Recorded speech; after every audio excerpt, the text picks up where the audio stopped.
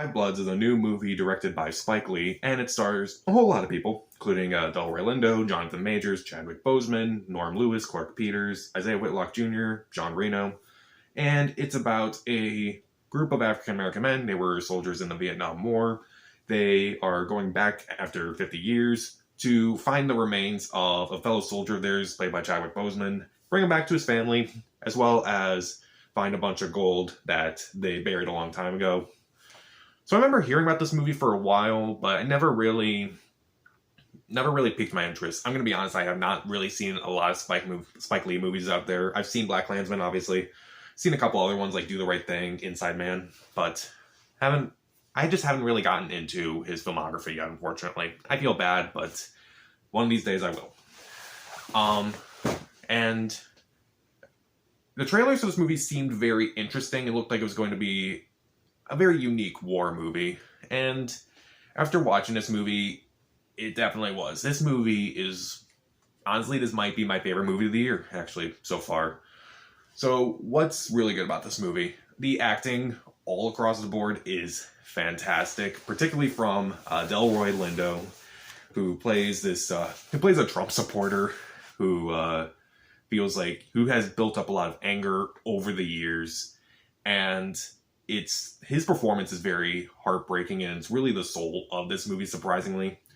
All the other actors in this movie do a pretty good job as well. Not as good as Lindo, but they're also really good as well. Jonathan Majors, he's really good in the movie as Lindo's son, who is trying to, communicate with his dad while he's on this mission with, his dad and his friends.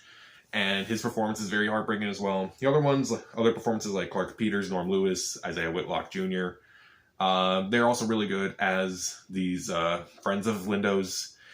Chadwick Boseman, who plays the soldier who was missing, who died in action, unfortunately. He's also really good in his brief performance. So if you're really expecting him to be in this movie, he's not. And, if you're going into this expecting Chadwick Boseman, you're probably going to be disappointed. But you should still watch this movie anyway. Meanwhile, I found it really interesting with the aspect ratio changes in this movie. Because, it looks very standard by today's comparisons for the majority of the present day scenes, but it shrinks, surprisingly, for the Vietnam scenes. And what's even more interesting is that Lee decided to put, obviously those flashbacks feature Chadwick Boseman, but they also feature all the other actors at their current age, like Delroy Lindo and all them. So I thought that was very interesting. It's kind of just to show that, who was who back then, I guess. And, usually flashbacks are very distracting in a story. Here they're not. They don't really distract from the story. They add a lot more dimension to the overall story. And also something I really liked about this movie, and also kind of with BlacKkKlansman, it definitely addresses very horrifying things that have happened. But it's never... You can't really put it into one box genre-wise. BlacKkKlansman I thought was very funny at times, but at the same time was very horrifying. In this movie, it definitely has a few comedic moments throughout, and it doesn't really distract from horror it doesn't really distract from the horror of both war and what, these men have gone through. And it's basically a movie that says, we've sacrificed so much, and it's basically said that these men sacrificed so much and only to be treated so terribly still after all these years. And that's just really bad. That's just horrible. And it's a disgrace, honestly. It really addresses that home really hard. It's a really interesting portrayal of PTSD, of war. And this is, again, I have not really seen a lot of Spike Lee's movies, but I heard this is a comeback with him and BlacKkKlansman, but I'll try to check out more of his work one of these days. If I had to pinpoint any problems with this movie, I don't really have problems with the narrative. I guess it's just a little too long. I know I just said that with the King of Staten Island, it was a little too long.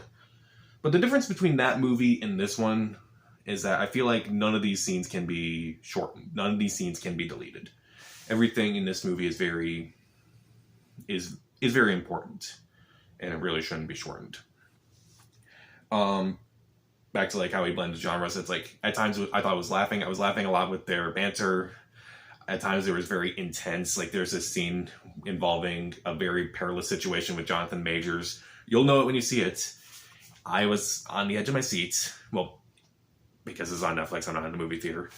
But it's like it can be funny, it can be intense, and it can be beyond horrifying.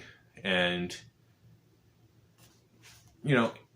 it's definitely a worthy successor to BlacKkKlansman, because kind of like with that movie, by the end I felt everything, and then by the end I was just like hollow, in a sense that I can't believe I just saw that. Like, and it's kind of the same way because he manages to blend comedy, thriller, horror, and it all really works out, and it never really wants to distract from what people like these characters went through. So I feel like I'm just kind of rambling on at this point, but Five Bloods might be my favorite movie of the year so far. Great performances all across the board, great blend of genres. Very interesting with the aspect ratio. I kind of was a little... The thing about aspect ratios in me is that it's like, why do filmmakers care if their movies are on Netflix and about the aspect ratio? It doesn't look any different. On Netflix, it actually does with this one, so... Maybe I was too harsh on that whole thing. But anyway, The Five Bloods, I'll give it 3.5 out of 4 stars. See it. Only because it's a little too long. Definitely worth checking out at some point. It's definitely a movie that, with everything kind of going on, it's definitely a movie that needs to be seen right now. That's all I'll say. So, did you see The Five Bloods? What did you think of it? And what's your favorite Spike Lee joint? Comment down below, subscribe to the channel. This is Pat, and stay safe.